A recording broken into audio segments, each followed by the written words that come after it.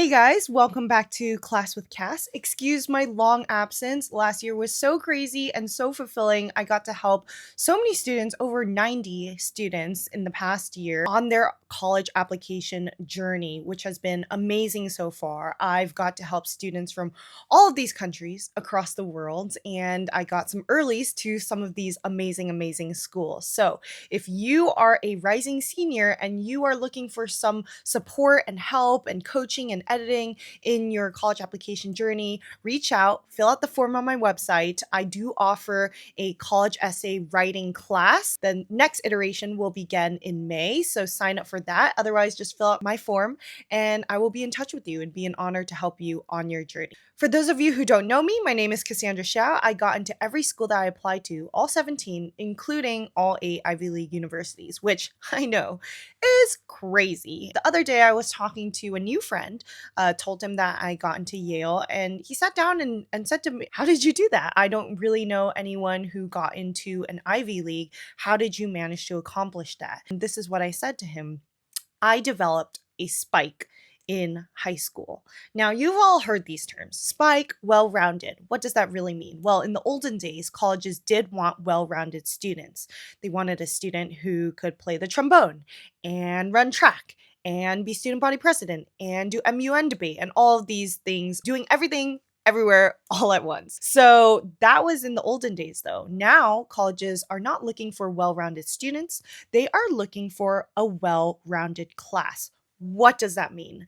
That means within the class of students, right? Class of 2024, 2025, whatever, they want a student who's a ballerina, really spent a lot of years, excellent in ballet, wins honors and awards in ballet.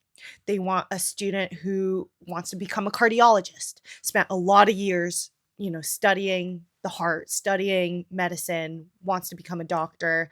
They want a student who is a fantastic writer, a playwright, maybe playwright, poet, journalist, me, right? So that's kind of what they're looking for.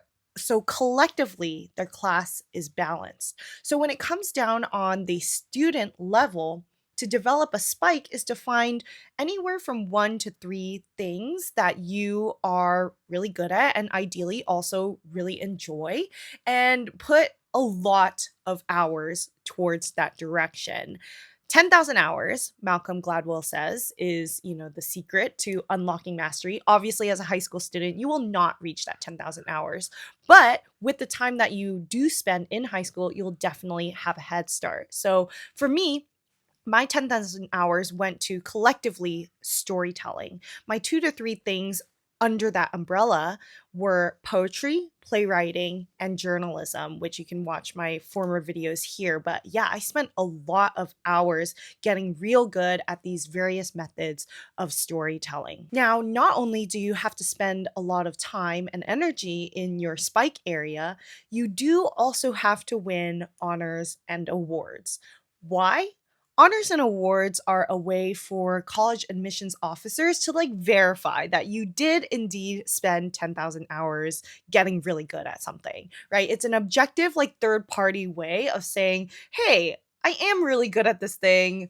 This organization thinks so," or "This admissions board thinks so," or "This committee accepted my piece into their literary magazine." It shows some credibility in your passion. When I think back to my own honors and awards, I did indeed win something in every one of those arenas. I was semifinalist for National Student Poets. I had a lot of poetry and plays admitted to different kinds of literary magazines, also accepted by different festivals across the country, produced. My work came to life.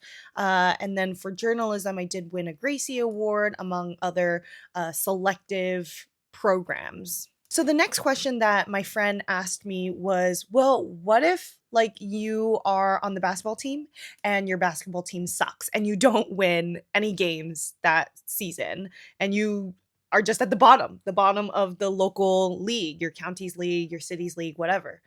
So my answer to that was, you have to make the most out of what has been given to you. So yeah, sucks that your basketball team sucks, but can you be the best out of your basketball team? Can you put in the hours? If you are not the physically best, can you lead in leadership? Can you be a team motivator? Can you come up with new workouts and help your coaches coach and just do things that the other team members are not doing. Play into your strengths. Become team captain if you can. So, out of what has been given to you, what is the most that you can make out of that situation? The same thing applies to, let's say, your school has limited resources. Colleges are not looking for you to make the same impact that, for example, like a legacy rich kid is going to make, right? The level of impact that both of you guys are going to make in your communities, it's going to be different.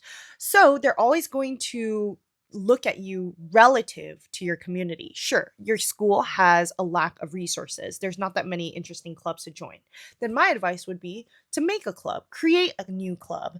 That also demonstrates initiative to the college admissions officers. It demonstrates creativity, it demonstrates courage, and then you also need character to sustain it, right? You can't just start something and then have it go nowhere and give up. So, if you can start something new and build it into something bigger than last year, you're on the right path. This is what is going to show admissions officers that, hey, you have grit. You are going to come to our campus and do something cool and new and maybe crazy, but you will persist. So that to me really is the biggest tip for getting into college, is to build up your spike, spend a lot of hours in there, and try new things that people around you aren't trying. Try to identify the need in your various communities and be the solution for that need. All right, thanks so much for watching. I'm Cassandra. Hit subscribe, and I'll see you guys next time. Cheers.